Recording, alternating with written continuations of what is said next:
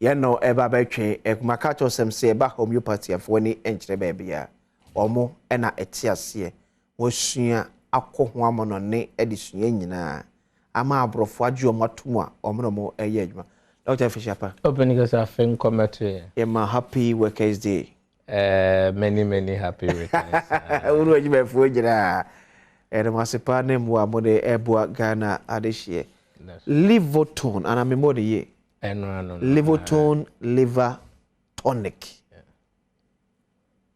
I didn't know.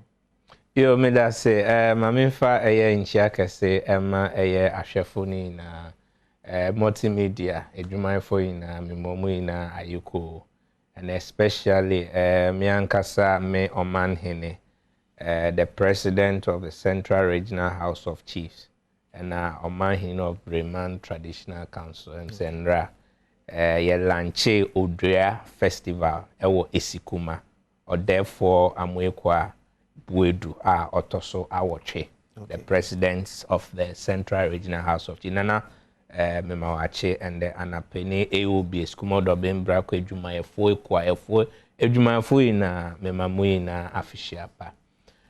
No crass, and say, you can't anything that has to do with liver, no. Okay. Na ye share area.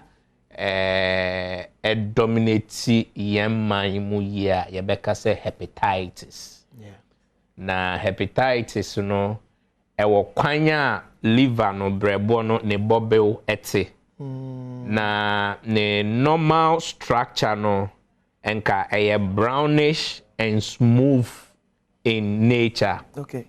Na netini se edu baby a me say ahwefo ni bibia ye frɛ no say pompoja o share the brebo no ne normal smooth brownish color no a sign ebobo te say pompoja eye unse pompoja bia no say bibi ti una say ehya ubehu ana ebi so ahye ewo ne ho na afi da ye nketen na form round sure sa na etume eto brebo no okay intina brebo na bobo se impompoja inte ho ne yebeka se inflammation of the liver na che se wenya hepatitis na hepatitis no ye omu ahodo ye wo hepatitis A B C D and E na no kra asem ne se the B no hepatitis B no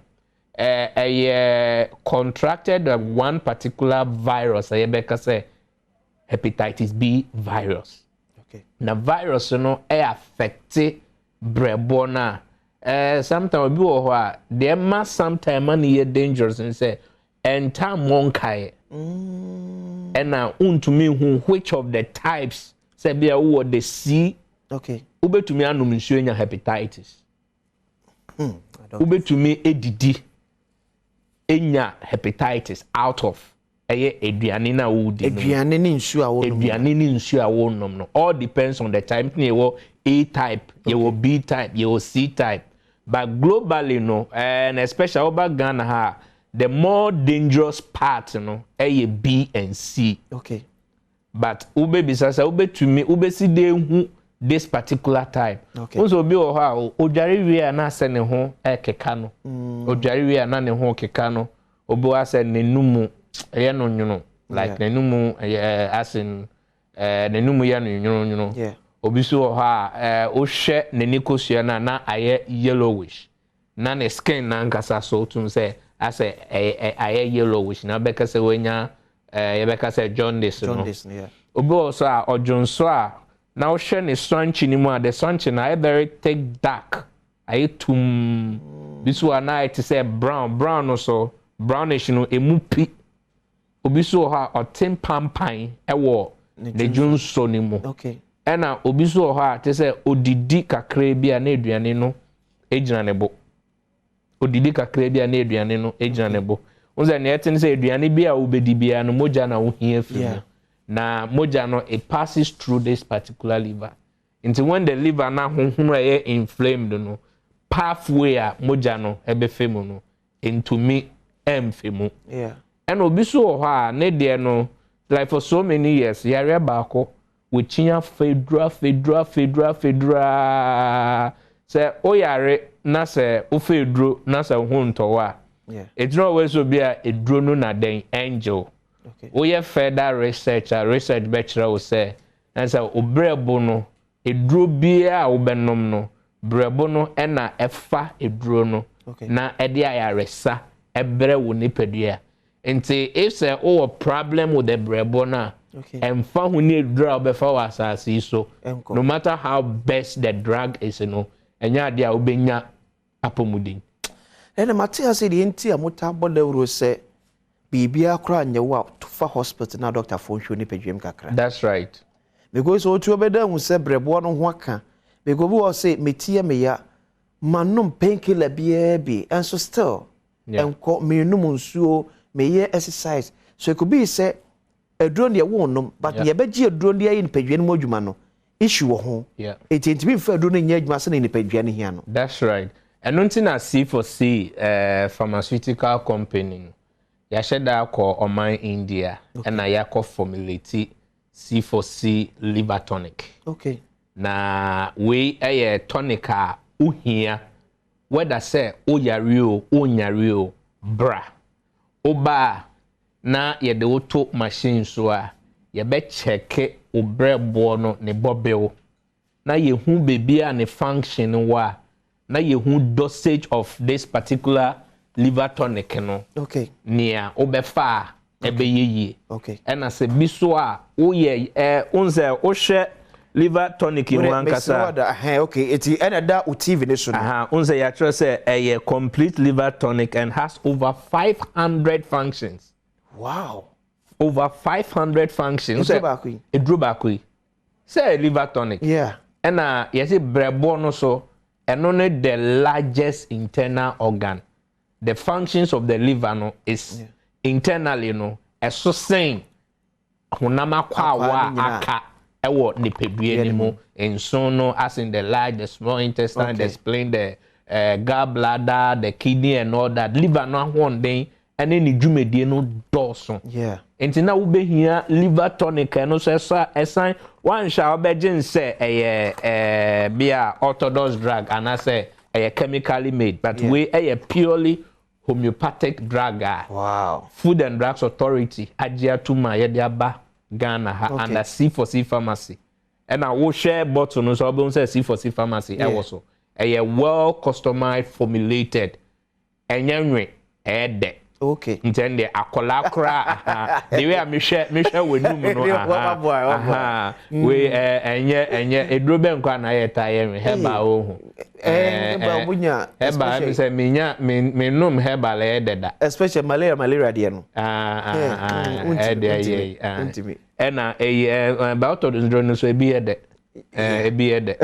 na so yeah but we homeopathic drug liver tonic dani day na wo hia ewo ho na wo so a wo yare pa me se nka ye hwe na ya boye bre bo ho ban a nka be den se ye beta ayare cause brebo no na ye be ka se the internal soldier ekon e de boye ho ban ewo ye dani da asitina yimu.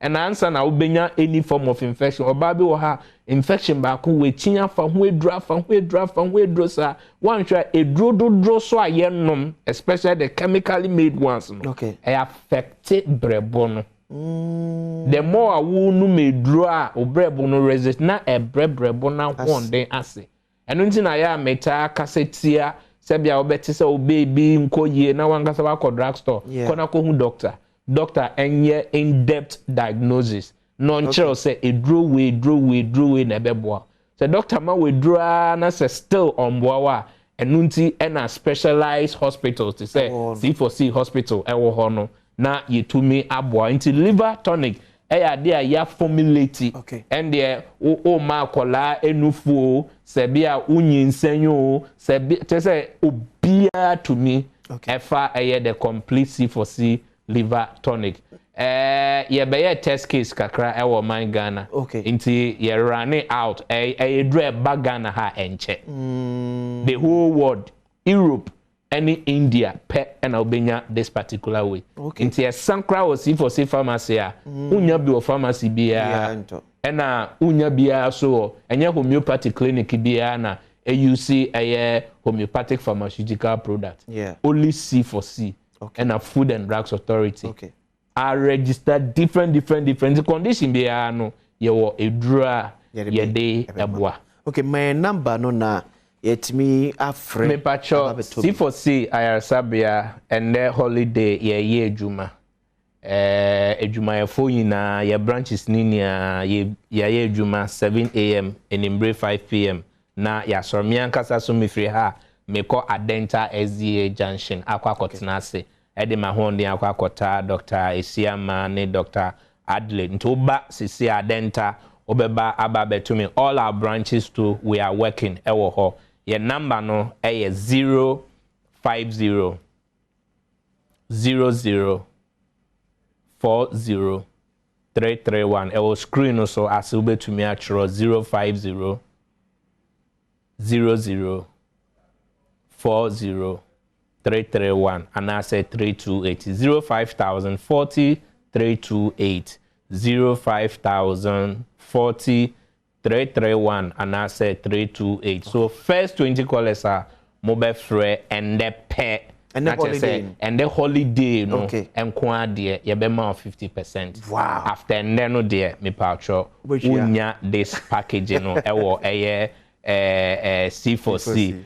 Condition bia no your own C4C homeopathic pharmaceutical product ye thereby international homeopathic pharmacopoeia ajia tumwa ye de ye adwuma ewo bebia. Doctor chiraba severa ase openika se chira ne wadwuma pa mobo e de boa oh my god medas ebe so na ye de ahosepedwumadi ato aso e de abadwam enie